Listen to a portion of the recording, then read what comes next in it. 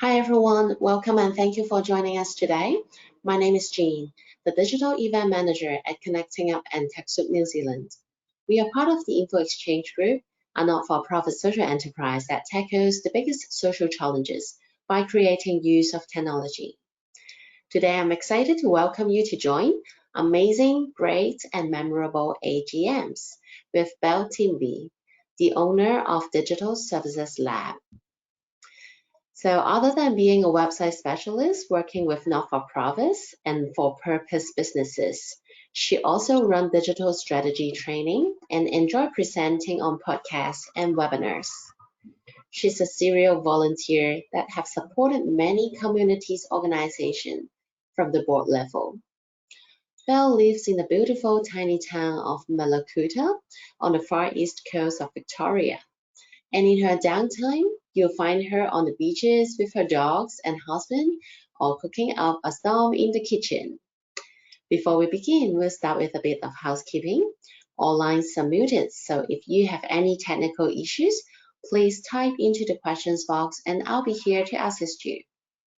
If you have any questions during the webinar, please also type into the questions box, and Belle will get them answered by the end of the webinar.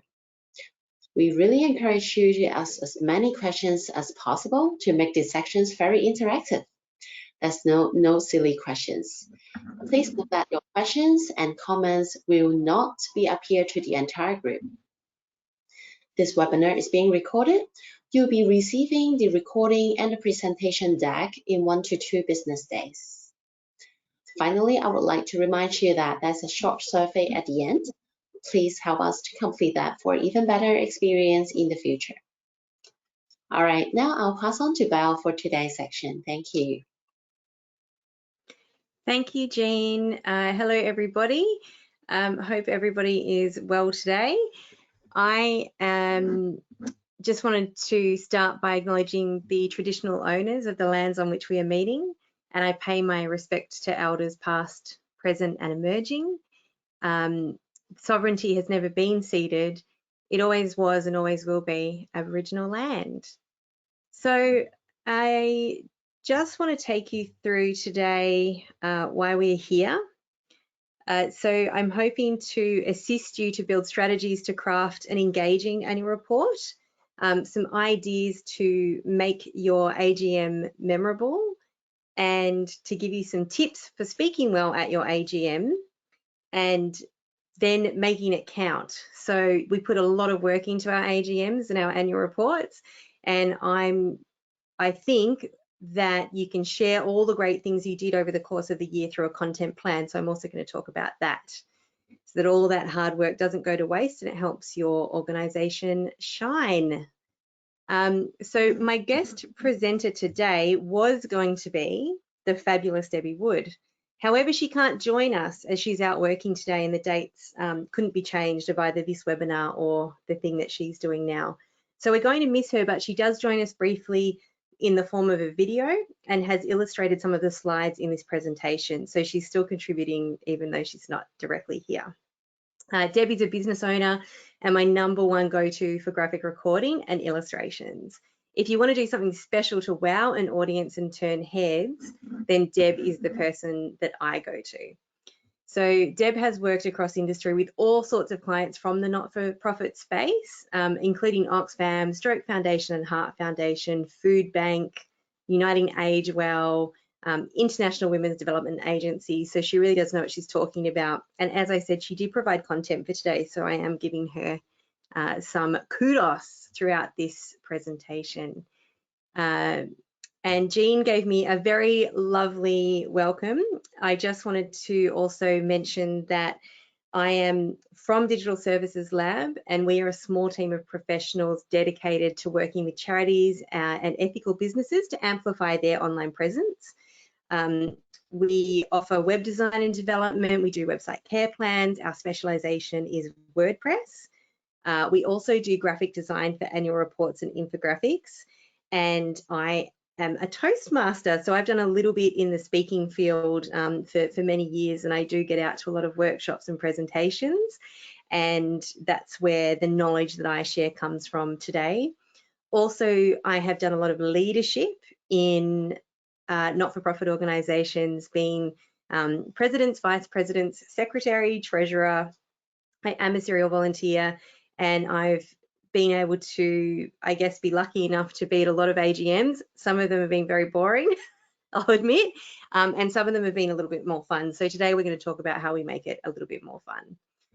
The first thing I just wanted to get an idea of, and just a reminder, this is not legal advice. So there might be some things that you are regulated to do or provide in your own particular organisation because of your own particular legal structure.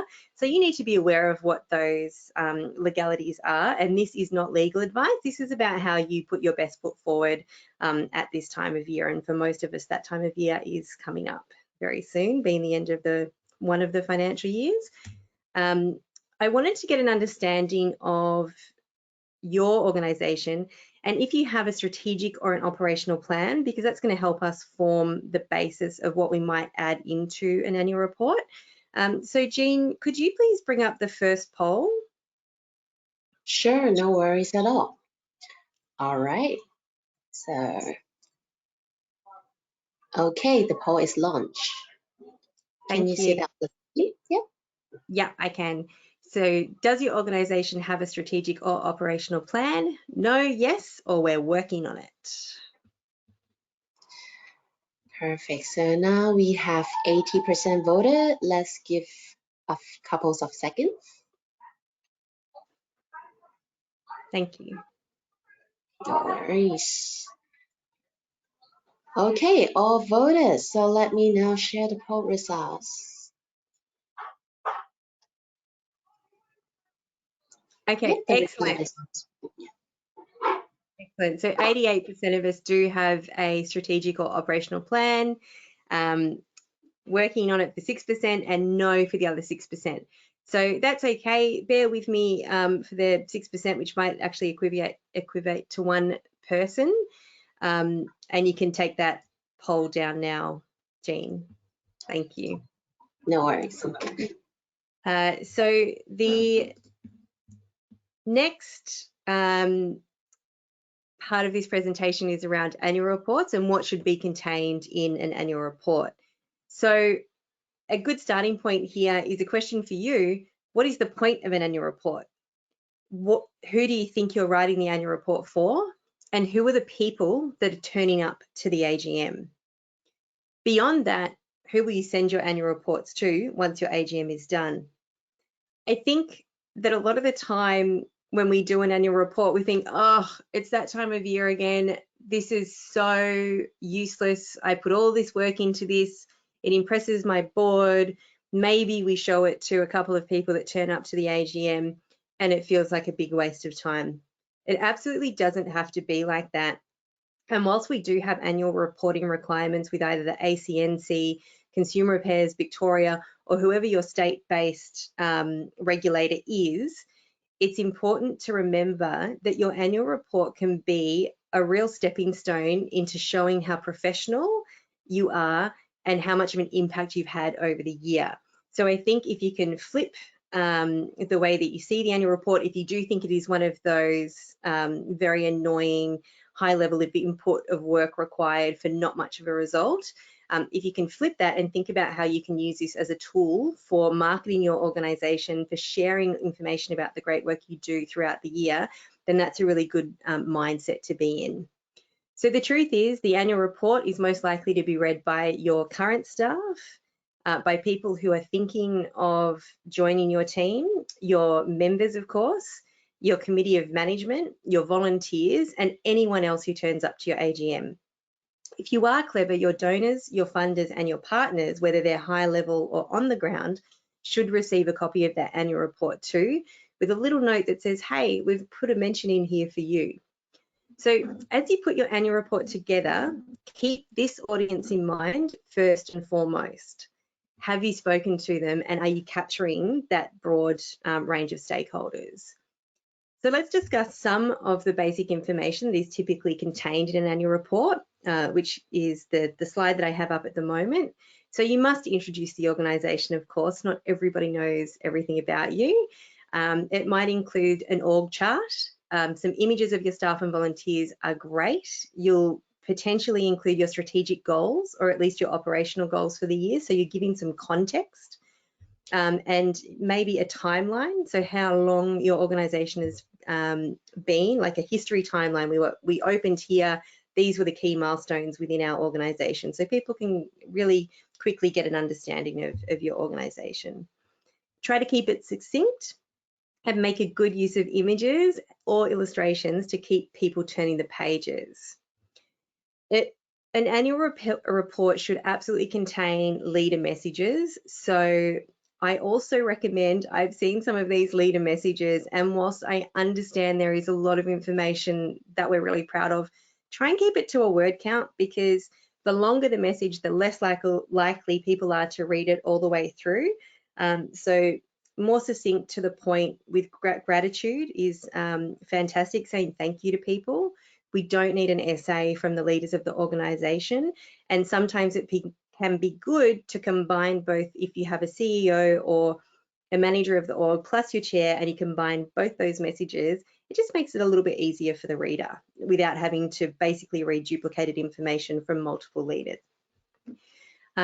So you definitely want to thank those around you, internal and external, and any special shout outs will be noticed in this section, so use that strategically. What you are proud of and what something means to you personally is always great to include, and what you are looking forward to in the year ahead.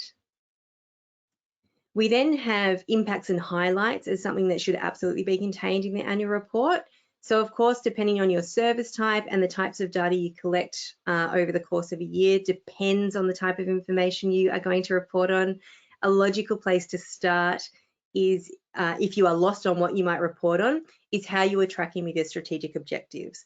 So let's say you've got 4 strategic goals, then you've got 4 things to report on. So this is how we achieve this strategic goal, and here are some highlights and achievements of the work that we did in the last year. So then we have, there are many ways that you can structure this information, and as long as it makes sense to your audience and sense to your organization as a whole, that's all that matters. The achievement area of the report should be interesting to flick through, and you don't need to go into every minute detail of the program that you've offered. Capture the essence and the successes and then move on. So financials, there are many ways that organizations can report their financials, and I do see in some annual reports that are distributed publicly 24 pages of financial reports, when this can actually be peeled back in the public reporting, and you can put a little link to either a direct download of the full financial reports, but you don't necessarily need 24 pages of a financial statement in a publicly distributed annual report. You need those financials to submit to your regulators, absolutely. And of course, it's going to be up to your board about whether or not they've made a collective decision that they want that included in every single annual report. So when I talk about different annual reports, some annual reports have full financial statements, and that might be distributed at the AGM itself where the members are voting. The second type is one that is made publicly available on your website or distributed to your partners, and they try and take out some of that information so that you're not overwhelming people with unnecessary information. And what you would keep in there would be an audit report or a treasurer's report with your basic profit and loss and balance sheet statements. Another part of an annual report that should be there is aspirations and calls to action. So a great annual report will feature what is on the horizon, and it will also feature how people can get involved in your organization. So they can either volunteer with you, donate, partner with you, sponsor, or work with you. So if you've ever advertised in a magazine or a newspaper, you'll know the rates are highest for the back and front cover. That's what people do. They look at the front, they look at the back, and then they open up the document. So put your call to action on the back page of the report. It's the best place for exposure, so try not to waste that place. So the content, we've talked about what should be contained in an annual report, the bare basics, and what could be in an annual report is some really interesting additions, the way that you communicate your story and the way that you share the love that you have of the people around you and the passion that you have in your organization. So in sharing your story, communicating your why. Why is it that you exist, or why are you needed? What is the need in the community, the state, the country, the world? What problem are you solving, and why is it so important? Set the stage for why people should get behind you in your pursuit.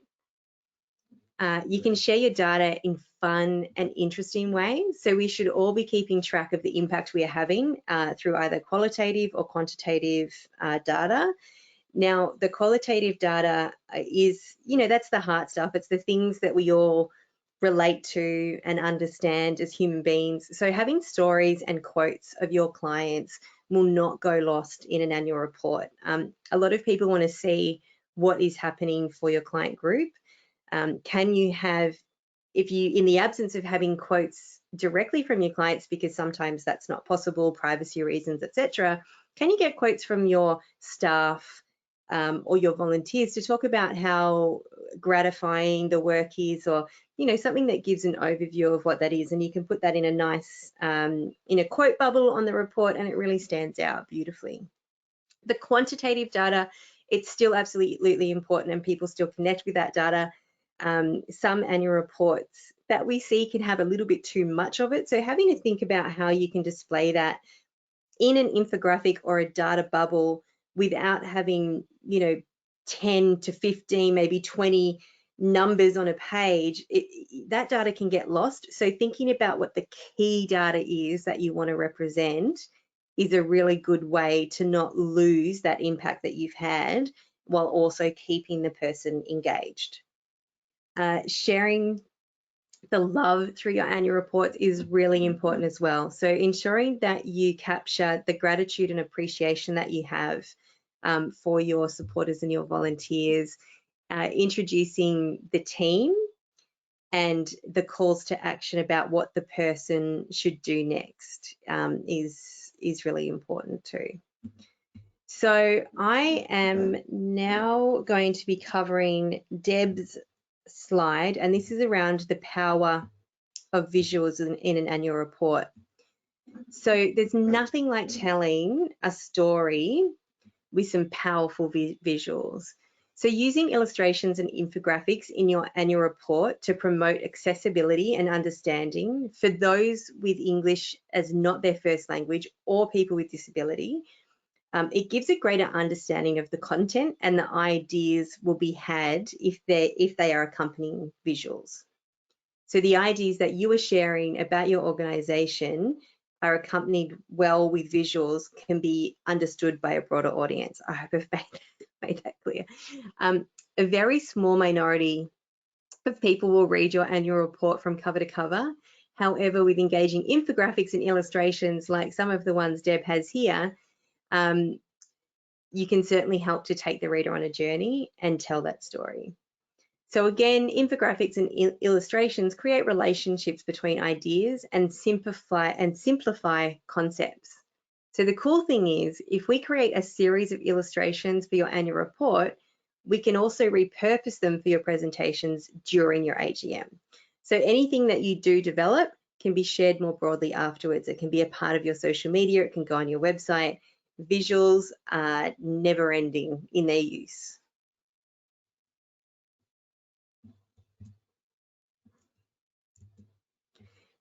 When it comes to speaking at AGMs, I have some tips for content. So the organisation of the meeting is really important. The whole meeting should be organised through an agenda, and you should state the time that it will take to cover each part. Are you going to have an MC or go straight to the president for general business? Allow time for sharing what is contained in the annual report, the guest speakers, etc., and itemise it all. If you can keep the general business and any guest speakers to under an hour, the attendees will be thankful. That gives you plenty of time to mingle afterwards and send people home before they fall asleep. So for those of you who will be doing your AGM online, I definitely advise you to keep those formalities to under an hour if possible. For those of you meeting in person, you probably want to allow the rigorous time for the formalities, the going through of the general business and the voting by the members, but you want to allow a bit longer time for socializing, because as we know, coming out of the all of our lockdowns and COVID bubbles, we now are expecting to have a little bit more fellowship and also some food and drink and celebration. So I want to stress it's really important to keep your meeting on time, respect that many people have commitments and are making an effort to attend. So return the favour by making the effort to stick to the time. This will also mean people come back to your AGMs. If you continually go over time, people will begin to know that it becomes a drag for them. And as much as they support your organisation, they're not going to turn up. So really set the stage for a well-run meeting and everybody will appreciate it. If you're inviting a guest speaker, which is absolutely a win, and it can be a real draw card to bring people to visit your AGM to see that guest speaker talk specifically, be clear with them about how much time they have and what you would like them to speak about. It's likely obvious, but probably worth mentioning that your guest speaker should be aligned with your organisation. I have seen a few mishaps in that regard, and I've also seen a guest speaker that was invited for 10 minutes that spoke for an hour, and nobody at the organisation wanted to, they felt that they were being rude if they got up and asked, or said to the person, we're coming up to time. So just understand that you do have to keep your audience happy, and you really have to try and let people know when their time is coming to an end. When it comes to celebration and recognition at your AGM, if you're speaking or you're putting content together for a speech, remember that you are celebrating the achievements of the organisation. So express what you did well in the past year and what it is that you are celebrating. Provide recognition to staff, volunteers and partners to reflect on the year that has been. You may feel in some instances that you didn't hit targets, that there were multiple challenges over the year. And while it's good to reflect on some of those things in how you might move forward, if you are trying to create an environment of celebration and recognition, then talking about all your bad points is not going to be well received, and it will actually come across as quite negative. So do try and think of the positives and write those down and remember to talk about those. Of course, we've had the disruptions from COVID in the past years, and it's fine to mention all that, but let's talk about moving forward if we don't have many good points to reflect on for the year. So when it comes to commentary of the times, if you're looking for points to talk about at your AGM and you don't have many, then the commentary that you might run, for example, if you're a rural health organisation, what are the challenges or emerging issues for your organisation? If your focus is mental health, what is happening around us? Are we seeing an increase or a decrease in certain areas? So that commentary leads to demonstrating your expertise. If you are an organisation with a cause, when you're commenting on the state of the community, speak about how you will use your expertise to solve the problems that your community is facing. So what programs or activities do you run that help alleviate a problem or advance your cause? So I hope that all makes sense. So you're really just putting in the tips for the content of the AGM, talk about the organisation, celebrate and recognise the people that were involved, comment on the times and demonstrate your expertise about how you will alleviate the problem or the issue that is faced, that you were facing, and then talk about finally again the future direction as an organisation. So really, if you take what I said should be included in the annual report and then put that into tips for content, you're looking at the event end to end. So the document that you produce gives more detail and more insight, and then the things that you speak about, apart from the general business that is required under the Incorporations Act, depending on what legislation you fall under, that is how to wrap all of those formalities into something that's quite interesting and sharing the story of your organisation. Now, if you happen to be the speaker, I've just got a couple of tips for you. So I'm just going to say it, write down what you will say and practice it, and aim for about 100 words per minute of speaking. Make sure you stick to your time. If you're managing the AGM, then having a few tricks up your sleeve to keep a guest speaker to time is a good idea. We've talked about time, so now this is a tip about how you keep people to time. Let them know in advance what you will do. It could be that you're going to stand up, that you'll wave your hand at the back, or that you might ring a little bell. So just make sure that either you, when you're keeping someone else to time when they're speaking, or you might ask someone to do this for you. If you can always divert or move away from the script that you've written. And if you do that, you need someone to basically alert you and say, hey, you've got to wrap up. So make sure that you use visuals. I'm using some visuals now. Complement your speaking with anything visual, a set of slides, an infographic handout, or a simple handout, even a graphic recorder, and we'll speak more about that in a moment. Engage your audience. Get people engaged and moving. Get them out of their heads and putting up their hands. This can be virtual or in person. You can do this by posing a question at the beginning of your speaking. How many families do you think that we helped this year? How many hours do you think volunteers put in for the whole of the year? And did you know that we spent 3,400 hours or 100,000 minutes of volunteering last year? So something like that just wakes an audience up and it gets them thinking, oh, that's a lot of time.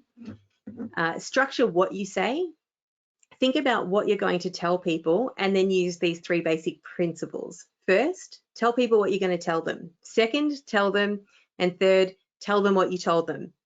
So finish on a high note. A pro tip is to finish with a call to action. Either tell them this is what we are going to do and this is how they can get involved with your org. If all of this seems daunting, I highly recommend joining a Toastmasters club. Bit of a shameful plug. A lot of them now have hybrid meetings, so even if you're not close to one geographically, you'll be able to access one usually in a hybrid online meeting, and you can practice your public speaking skills. So finally, it's just about being you. Fear of public speaking is a very common phobia, and one that is believed to affect up to 75% of the population. Some individuals may feel a slight nervousness at the very thought of public speaking, while others experience full-on panic. You don't have to be the next Brené Brown or the motivational speaker that has everyone on their feet and clapping. Your authenticity will shine through, and you just need to act like yourself. So pop a smile on your face and the audience will appreciate that you have shown up and had the courage to speak. Remember, 75% of the population fear public speaking. It doesn't mean that some of those people aren't getting up, but people appreciate what you're doing, and a lot of people couldn't do it themselves. So I also have a video here from Deb, and she's going to explain some graphic recording. She's going to explain what graphic recording is. And I must let you know, so just in being authentic, today when I came into this, I actually had a little bit of a tech difficulty. I don't have Deb with me, so I'm covering all of these slides, and I am just showing up myself and going, okay, let's do this. So I hope this is useful and beneficial to you. The poll that I have here is, have you heard of graphic recording? So Jean, would you be able to put the second poll up, please? I want to understand who in the room knows what graphic recording is. No worries, it's up. Thank you.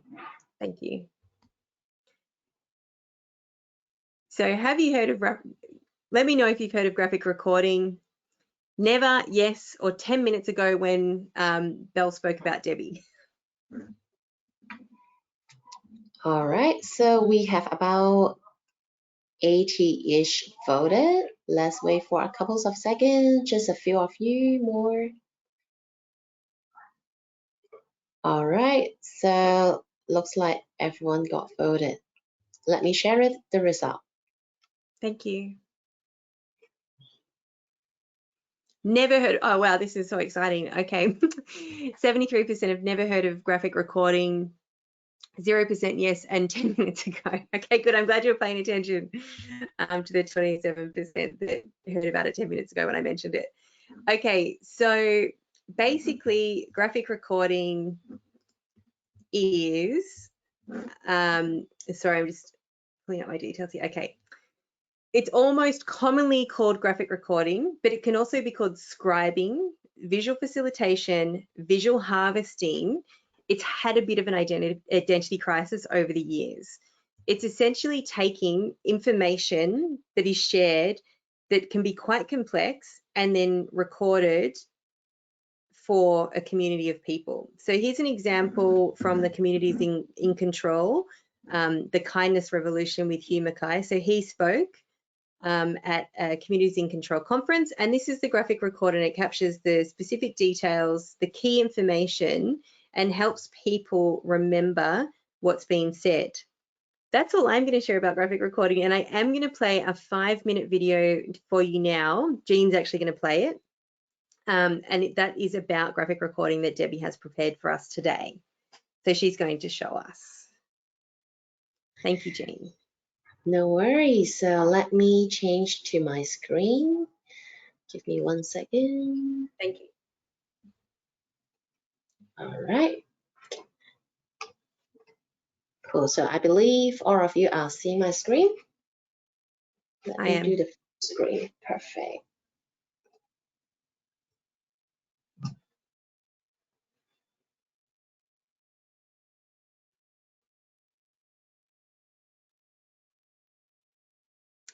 Jean, do you have the volume? Yes. Can you hear me? I can't hear the video. Okay. Yeah, I got the video, the volume to the highest. Okay. What about now? No, I think, have you got a headset on? No, I don't have a headset on. Okay. Yeah. So, do you want to show yours maybe? I can give that a go, yeah. Yeah, thank you. Sorry. Because mine is a YouTube one. So, all right, let me swap you back to the presenter. Okay. No worries.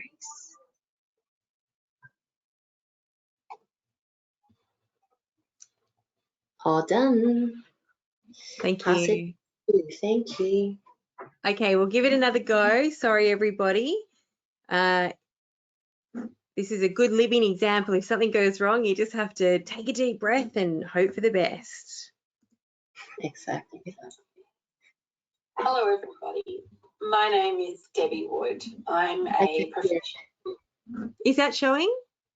Yes, it's showing, Okay. and the audio is clear. Thank you. Perfect. Thank you. Graphic recorder.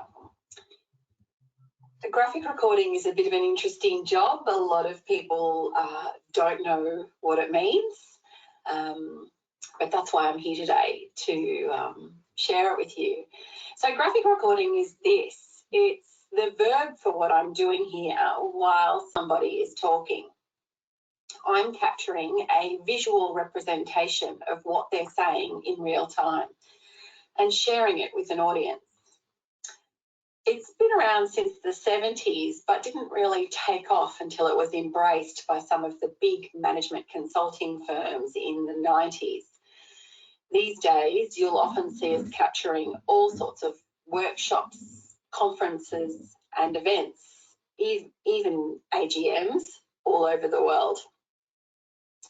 I thought I'd share with you some general feelings about why graphic recording can be super useful for big important meetings like AGMs.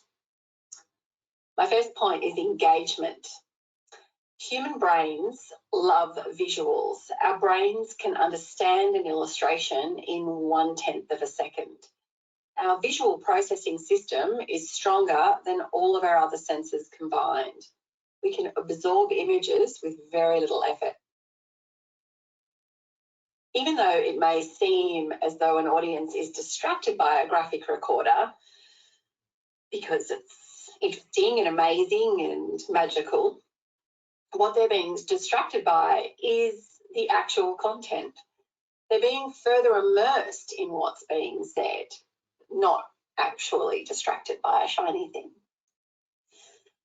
Visuals also help us remember. They help us to form strong memories and access them later. Science tells us that we have 3 times better memory recall with visual over verbal, but with both, it's 6 times. It's called dual coding because our brain is processing information at the same time through two different channels. Another point is understanding. Graphic recording helps to create relationships between ideas and simplify concepts. It takes about 150 milliseconds for our brain to process a graphic and another 100 milliseconds to attach meaning to it. So it's super efficient. My fourth point is connection.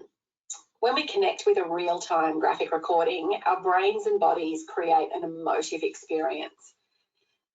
Graphic recording also helps a wider audience with understanding and accessibility. For those where English is not their first language, deaf or hearing impaired, or people with disability, the graphic recorder is metaphorically chewing the content, making it more digestible. Sounds gross, but it's also pretty great. Another point is inspiration. A deviation from the norm inspires creativity. While it may seem like pretty pictures and a novelty, it's so much more. Beautiful visuals get the brain inspired and firing, and we know what fires together wires together. It's how our amazing brains work. Right now, when there's an information overload, having carefully curated ideas and themes visually represented in real time can really help engage an audience, making your AGM not just another gargantuan meeting, but something of an event. Inspiring your audience at an AGM, especially in the not-for-profit space, is crucial. Your community are so often key to your success, especially when you rely on volunteers rather than big budgets to bring the bling and service year-round. So making them feel valued at AGM time is key. The other wonderful thing about graphic recording is that it lives on. The illustrations created at the AGM are doing a really cool thing for people in the room or in the Zoom. But what you have afterwards is a beautiful capture of your meeting that can form part of your communication strategy going forward with your stakeholders and wider community. If you'd like to have a chat about having a graphic recorder at your AGM this year, please get in touch through my website, which is www.debbiewood.com.au.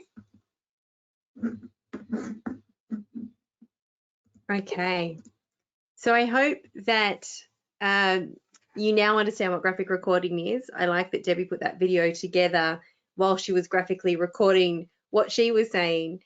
But having been a participant now in a number of forums where a graphic recorder has been available, it really does help to make those connections, to remember the vital information, and to assist the memory to retain that information. So if at an AGM this year you are thinking, what's something new that I can do that my audience is going to appreciate, I really recommend considering, or reaching out to Deb, or there's other graphic recorders out there, of course, and trying to engage their services, because it really does become a document that lives on with your organization. And the next part, as I'm wrapping up today, is about turning all of that hard work of your AGM and your annual report into a marketing and content plan. So I've just got an example timeline up on the screen at the moment, talking about January, February, March, April, May, and how you might take the content of the annual report and make it into, in January, you could have a focus on who we are. So you could have a Monday post. This is our big why. The Wednesday post on social medias or even on LinkedIn could be a meet the team. So the meet the team might be, huge. It could be a daily post. These are everyone that we're doing, or here are the departments within our team, and really bring out that who we are, the essence of your organization. Then you might have a what we do. So February could be just about those services that you offer, and you could do a deep dive into the types of work that you do. In March, you could have the client stories and the testimonials that you've collected over the year, all of the data that you've collected. And in April, you could actually have a series of staff stories. So what is it like to experience the organisation from within? You know, what do people love about it? In May, you could have guest posts by experts. So you had your guest speaker. How do you make that the content of your guest speaker shine and align with your organisation? And I think that's a really good way to do it. So I hope that this, you know, it's very brief, but how you can turn everything into a marketing and content plan that lives on. If you have your illustrations and infographics, you can absolutely, and I would recommend that you put those types of things on your website and they become brand assets. So not just on your website, but throughout your social media throughout the year. If you had an illustration that was drawn for an annual report, you could then use those particular illustrations within your slide decks, you know, for anything that you are doing. So it really is, you know, thinking if we are going to invest all this time and energy and sometimes financial investment as well into this, how do we then make that work for us for the year ahead? And I think there are some amazing ways to do it. I highly recommend that you think about how you're going to use that information beyond. Potentially even having some filming done at your AGM could be a great idea so that you can cut and edit that information and also use that in post, because we know that video is a really good way of sharing information. So in the spirit of what I told you to do, what did we just tell you? Well, we told you what could be in an annual report, what should be in an annual report. We talked about being yourself when you're speaking, just be authentically you. And we talked about what graphic recording is and a way that can enhance your events. It could be used at an AGM or other events for that matter. So I hope that this has been helpful. A quick 45 minutes discussing the annual reporting season. I hope that you find it fun and interesting when you roll out your next annual report or AGM. What we have today is Debbie mentioned that you can reach out to her on her website. She does have a discovery session. So these slides will be sent out if you wanted to book on with her to talk about the work that she does as a graphic recorder or illustrator. Please reach out to her. And if you are looking at having an annual report being crafted for you, I am offering a 20% discount on that graphic design for this month. So I'd be happy to also just kick around some ideas to improve your annual report or annual general meeting. And you can book via my website. It's digitalserviceslab.com.au/connecting. So you can follow that link and you can just make a booking with me if you'd like to chat about anything. So thank you so much for joining me today. And it was great to have you here. And I hope that you've picked up at least one thing to take away to improve your AGM or annual report for the year. Thank you. Thank you, Jean. Lovely. Thank you very much, Val. It's very informative. It's the first time I hear about graphic recording as well. So, Oh, really?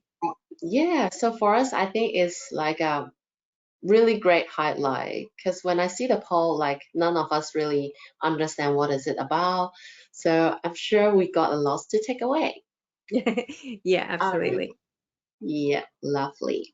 Okay, so we got a Q&A section started now. Please feel free to type in your questions into the questions box and Belle will get them answered right now. And also don't worry about copying the links.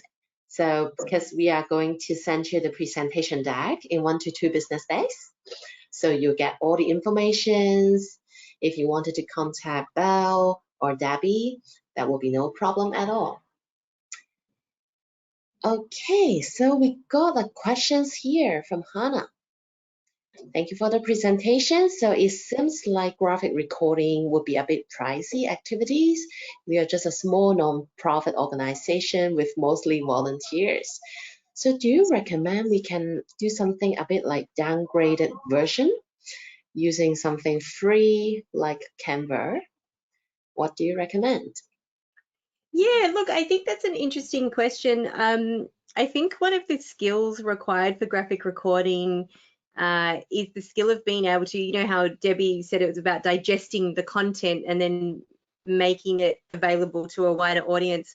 I think the problem would be if you were trying to do it on your own and you hadn't had that experience before, I think that would be a little bit more difficult. I guess what you could actually look at is in Canva, if you do a search for illustration packs. Canva do have illustration packs, and that might help you think about how you might use illustrations throughout your annual reports. You even might come up with a little animated drawing, but I don't think that, so graphic recording is done in real time, right? So you're speaking and someone's actually, you know, drawing at the same time. So I think that if you were looking for that much cheaper alternative, that you would need to reframe the way it works so that you might already have the ideas of what the key information are, and then you would put that into a Canva template. You might use some animations in that and then work it that way. But I think it would be difficult without having any experience to be able to do it on the fly. Although you could try. I know that if I tried to graphically record something, it wouldn't work very well. But yeah, I would be thinking about how you can plan, or at least just use illustrations to enhance that message that you have. Lovely, 100%. Thank you, Belle. And we got another questions asking about the graphic recording. So if you would like to know more about this area, do you have any links or references that I can have a more deeper understanding? Yeah, sure. So I think one, you can have a look at Debbie Wood's website, and then I know there's a Graphic Recording Australia. So that is, I'll get the link right now for you. Perfect. And they're known as GRA.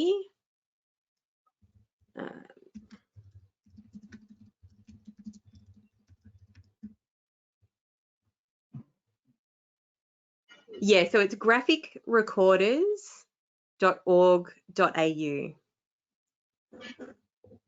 And should I put that in the chat for you, or you got that? Yeah, if you don't mind putting it in there, I can search. Oh.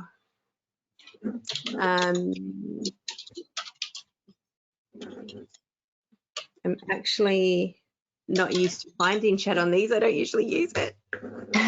Sorry, so did you say it's graphic recording?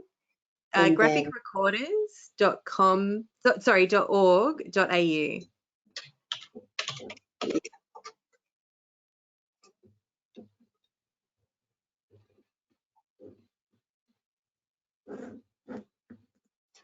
I got that. So let me just paste onto the chat box so that everyone can see that. Yeah, that would be great. Perfect.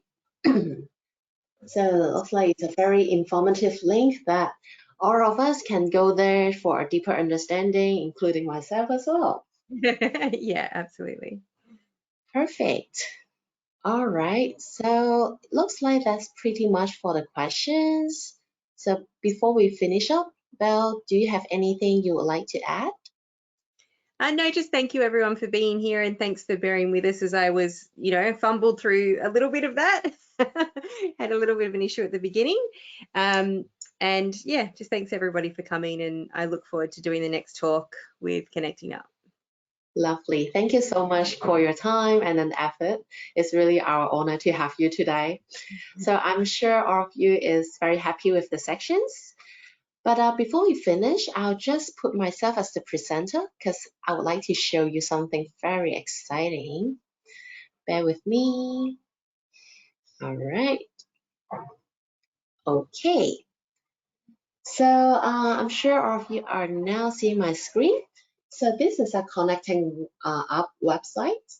So I just want to go through with you a little bit about how to explore some more webinars online. So basically, after you go to connectingup.org, there's a training section and there's upcoming webinars. So what we are doing here is we provide free webinars, paid webinars, some bootcamp and master classes. So when you scroll down, you'll see like today's sections that we are having, and then the sections coming afterwards. Normally, we have 3 webinars each week on Tuesday, Wednesday, and Thursday. So it lasts usually for 60 minutes to 90 minutes. So it covers different areas. So for example, next week we have marketing, 10 steps to effective course marketing by Alicia. We have Kaiser doing budgeting apps. If you want to learn something about Microsoft, we have something about lunch and learn sections on every Wednesday. So for example, how to run effective remote meeting by Microsoft Teams. So this is just one to show you roughly that area is very useful for you to upskill your different kind of areas, and as well for your friends and colleagues as well. So I'll put down this link again onto the follow-up emails. Feel free to share with your friends and colleagues so that everyone can benefit from it. All right, thank you again, Belle. Really appreciate for your time. And then thank you all of you. We'll see you very soon. Goodbye. Thanks. Bye, everybody. Bye-bye.